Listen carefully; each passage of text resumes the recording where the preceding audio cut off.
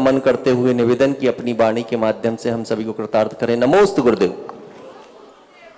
ओम नमस्तेभ्यः। ओम नमस्तेभ्यः। ओम नमस्तेभ्यः। अहिंसा परमो धर्म की आचार्य गुरुवर श्री कुंद कुंद भगवान की, आचार्य गुरुवर श्री ज्ञान सागर मुनि महाराज की,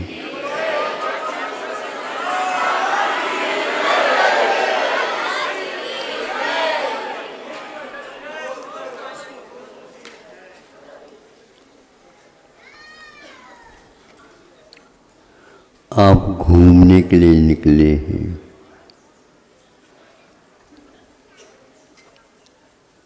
घूमते घूमते कई वस्तुओं का दर्शन हुआ।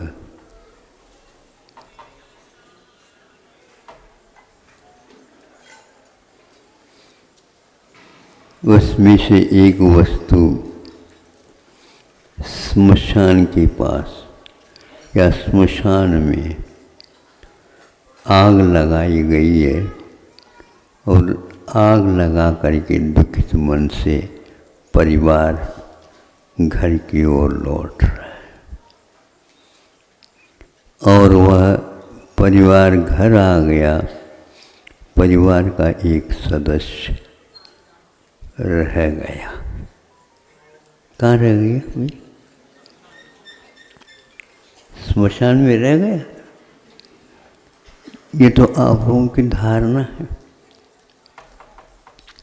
शव रह गया और भीतर का जो रहने वाला अविनश्वर तत्व शिव विद्यमान, वो कहाँ चला गया? वो ऊपर चला गया। और क्या? ये तो दृश्य दिख गया। एक वह है, घर में एक नया सदस्य आ गया। वातावरण कैसा है? हर्षमय है। लेकिन माँ को चिंता हो रही है, इसका पालन पोषण कैसा होगा। इसको कोई भी अपहरण करके ले गया तो जीवन बिगड़ जाएगा। इस चिंता में लीन माँ है। पिताजी सोचता है इसको बहुत संपन्न बनाना है, इसलिए अभी यहाँ पर घर में रहना मेरा उचित नहीं है और प्रवास हेतु व्यापार हेतु 7 समुंदर पार कर जाता। पत्नी अकेली चिंता में लीन, पति अकेला चिंता में लीन, और इस प्रकार घर के प्रत्येक सदस्य, उस परिवार में एक सदस्य बढ़ने से चिंता में व्याकुल हुआ। ऐसा परिवार ठीक लगता है आपको? नहीं महाराज, सुखमय हो, शांतिमय हो। यदि ऐसा परिवार हो तो हमें बता दो। किंतु ये ध्यान रखना, हमारे परिवार को कोई देखता है तो इन सब बातों से वह अपने आप ही ऊपर उठ जाता है और भविष्य में हमारा केवल विकास निहित है, विनाश नहीं।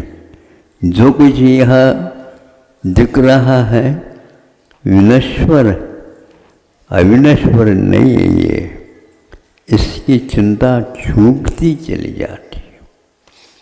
जिनको यह विश्वास, गाढ़ विश्वास हो जाता है, चाहे वह ऊपर से नीचे आए स्वर्गों को छोड़ करके, चाहे वह यहाँ से स्वर्ग चले जाए वह प्रत्येक आयु के एक इकाई के बारे में सोच रहा है।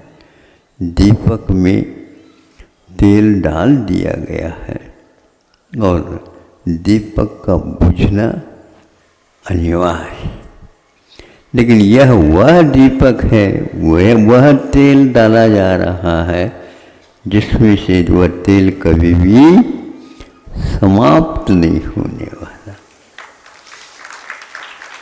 वह दीपक हमेशा हमेशा जलता रहेगा। किसी तूफान, किसी झंझा और कोई विशेष वर्षा आदि होने के उपरांत भी यह जलने का उपक्रम हमेशा रत्न दीपक की भांति बनी रहे। रत्न दीपक फिर भी बुझ सकता है उसकी आयु पूर्ण होने से, लेकिन जिसके पास अब आयु ही नहीं रही तो अलग प्रकार का तेल वहाँ पर उपयोग में आएगा। ऐसे तत्व चिंतन करने से हम चिंता से केवल ऊपर उठते चले जाते हैं। हमारे संतों ने हम लोगों के लिए सुख की सामग्री का अर्थ बाहर नहीं, हम अपने विचार और उस वस्तु के स्वरूप को समझने से होता है। अनेक प्रकार के रंग होते हैं, अनेक प्रकार के अंग होते हैं, अनेक प्रकार के अंतरंग हुआ करते हैं। हमारे अंतरंग में वह दीपक हमेशा जो रत्न दीपक जलता रहे। और यह जो क्षणिक हैं, इन क्षणिकों के बारे में सोचना क्या, जो क्षणिक ही है तो हमारे सामने सामने उत्पन्न हुआ, सामने सामने मिट रहा। एक भव्य जीव परिवार में आता तो इस प्रकार चिंतन करने वाला आता है, घर में सुभिक्ष हो जाता है। और कुछ ऐसे परिवार के लोग आ जाते हैं जिसके द्वारा हमेशा हमेशा चिंता हमें काटती रहती है, खाती रहती है और हमारा जीवन यूं ही निकल जाता है। आपको कौन सा जीवन अच्छा लगता है? सोच लो थोड़ा सा। मैं बोलना बंद कर देता हूँ।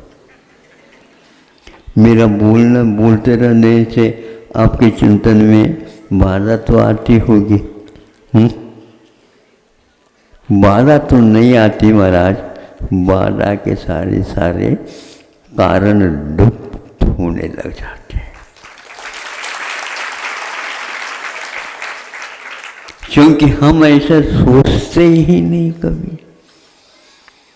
ये सबसे बड़ी कमी हमारी यह है, हम 10 मिनट तो सुन रहे हैं, लेकिन इन 10 मिनट की जो सामग्री है वो अपनी है ना, उसको बार बार खोल करके। लड़के इसलिए प्रसन्न रहते हैं, बच्चे इसलिए प्रसन्न रहते हैं, खिलौना उसके हाथ में है और वो बार बार खिलौने की ओर दृष्टिपात करता रहता है, बार बार।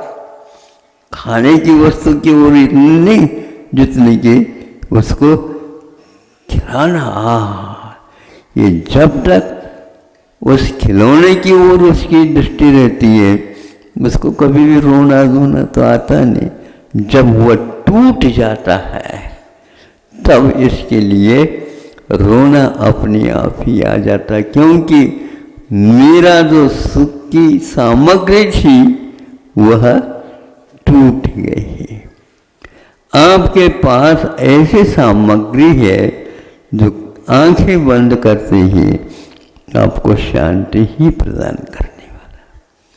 बहुत प्रकार के रंगों के पदार्थ, बहुत प्रकार के भयानक पदार्थ जलता हुआ, सुलगता हुआ और झंझा की आवाज से इधर का उधर, उधर का इधर होता हुआ बहुत प्रकार के दृश्य आपने देखा, लेकिन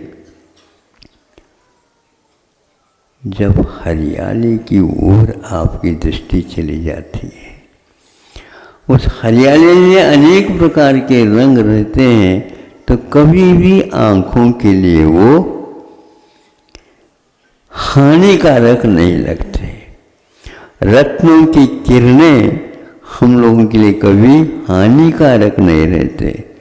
सूर्य का प्रताप हमेशा हमेशा रात में भी वो हमारे लिए सताता रहता है। चंद्रमा की ज्योति हम लोगों के लिए अमृतपान कराती रहती है। ऐसे चंद्रमा को उगाओ अपने भीतर, और हमेशा हमेशा उधर से सुधा की वो धारा हमारी ओर आती हुई नजर आ जाए, उसका स्वाद हमें प्राप्त हो जाए। इस प्रकार के चिंतन करने से असंख्यात गुणी कर्म की निर्जरा होती है, क्योंकि यहाँ पर चिंता की बात कुछ भी नहीं है।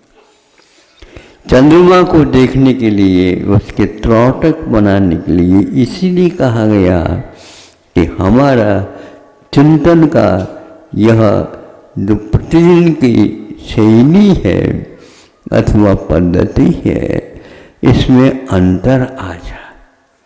भिन्न भिन्न वस्तुओं के माध्यम से भिन्न भिन्न हमारे चेतन धारा में उमड़न आती रहती है। ऐसे हमारे प्रभु हैं जो हमेशा हमेशा अमृत से पूर्ण रहे हैं, उनके बारे में आप त्रोटक लगाओ।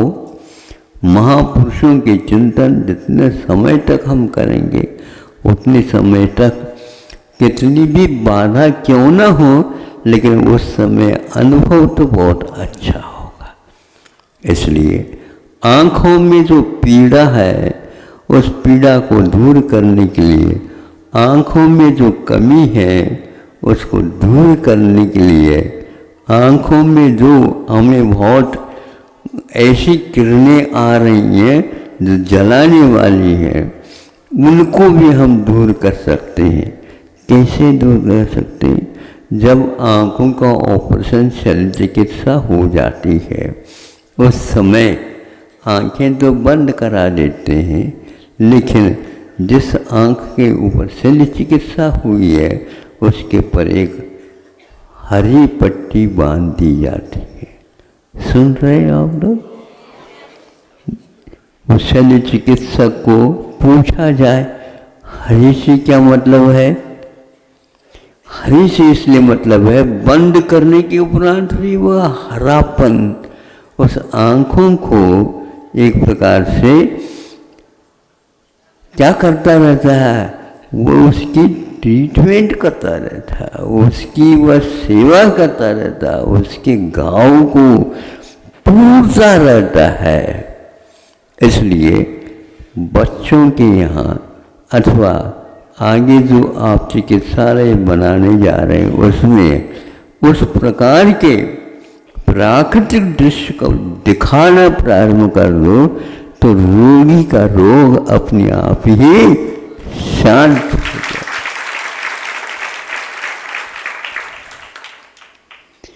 सिंह को दिखाने की अपेक्षा से नरसिंह को दिखाओ तो भगवान याद आ जाएंगे। तो भगवान के दृश्य है, भावों के दृश्य है, भिन्न भिन्न भावों के दृश्य हम दिखाएंगे तो अवश्य ही रोगी के परिणामों में शांति आती चली जाएगी। शांति धारा कहते ही भिन्न धाराएं थोड़ी सी कमी हो जाती है और शांति धारा का महत्व बढ़ जाता है। तो ये शांति ले लो, शांति के लिए है वहाँ चिकित्सालय होता है, अशांति के लिए नहीं। शांति हमारे भावों में भरी हुई रहती है और भरी हुई रहना चाहिए। ऐसे चिंतन की धारा होते ही ध्यान लगाने की आवश्यकता नहीं होती। ग्रंथकारों ने कहा ध्यान तो लग जाता है। अमरकंटक में प्रथम प्रवास में मैं गया और देखा चारों तरफ हरियाली से वह अमरकंटक ढका हुआ है। उसको चीरते हुए देव लोग भी वहाँ पर आकर के प्रकट हो जाते हैं। और वो भी इस खोज में आए थे कि हमें कम से कम ध्यान का स्थान मिल जाए। उतने सारे बड़े बड़े बाग बगीचा वगैरह स्वर्गों में होते हैं, वहाँ पर ध्यान नहीं लगता, इसलिए यहाँ पर नीचे आ जाते हैं। कौन? देव। और आप जो रहे तो यहाँ से वहाँ जाना चाहते हैं, ऐसे व्यक्तियों का दर्शन करना नहीं चाहिए कभी, जो इस प्रकार की अशांति पैदा करते। देव लोग तरस रहे हैं और बिल्कुल हमने पहले ही प्रवास में और पहले ही वहाँ पर ध्यान के लिए ध्यान वहाँ जाना, वहाँ लगाना, वहाँ पर ध्यान लगाने की आवश्यकता है। ध्यान अपने आप, बोलो आगे, हाँ इसलिए बोलते रहते हो, अपने आप ही वहाँ पर ध्यान लग जाता है। सही बताओ, यहाँ 10 मिनट बैठे ध्यान लगता है कि नहीं? बैठे रहो ना।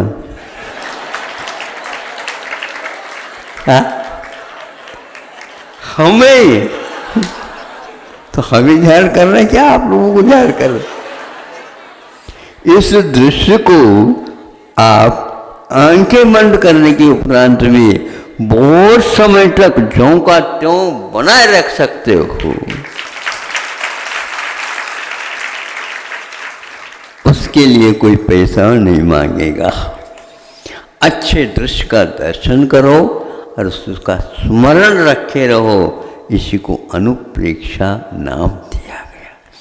हमारे यहाँ अनुप्रेक्षा का बहुत बड़ा महत्व है, क्योंकि ध्यान की भूमिका अनुप्रेक्षा मानी गई है। ऐसे अनुप्रेक्षाओं के दृश्य उस रोगी के सामने हमेशा झूलते रहे, फूल वगैरह खिलते रहे, और जो स्वस्थ व्यक्ति वहाँ पर होता हुआ उसका दृश्य दिखाए जाए, जो रुग्णता थी वह रुग्णता गायब होती हुई नजर आ जाए, और प्रत्येक श्वास में उसको लगे कि हाँ हम अब बहुत अलग स्थान से यहाँ पर आए हैं।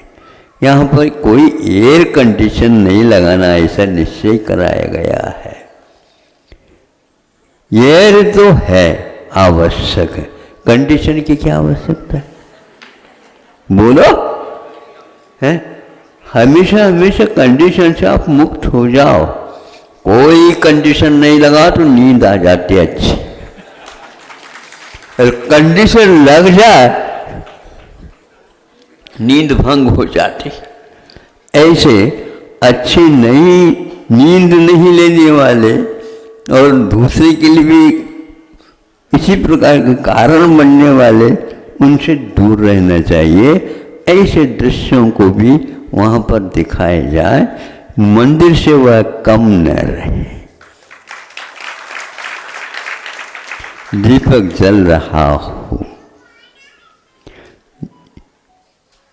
ईंधन से वहाँ पर अग्नि जलाना नहीं, किंतु एक दीपक जलाना, और वह दीपक में से प्राणवायु उत्पन्न होता चले आए, अपने आप ही आपका मन लगता चला जाता है। ये ऐसे सूत्र बताए गए हैं जिनके माध्यम से चिकित्सालय में आया हुआ वह रोगी कहेगा कि अब हमारी चिकित्सा की कोई आवश्यकता नहीं होगी। इतने सारे भाव आपके वहाँ पर लगे हुए हैं, तो मानना पड़ेगा कि भैया तो हम भी एक आध बार भर्ती हो जाए, देख तो ले हम वहाँ पर जाकर के कैसा होता है। बिल्कुल रोगी बनना सीखो, लेकिन आरोग्य को सामने रख कर के चिंतन किया करो। हमेशा हमेशा रोगी तो बने हुए हैं, लेकिन हम आरोग्य क्या वस्तु है उसके बारे में चिंतन करेंगे। पूज्यपाद स्वामी ने इसी को पहले श्रद्धान का विषय बताया है।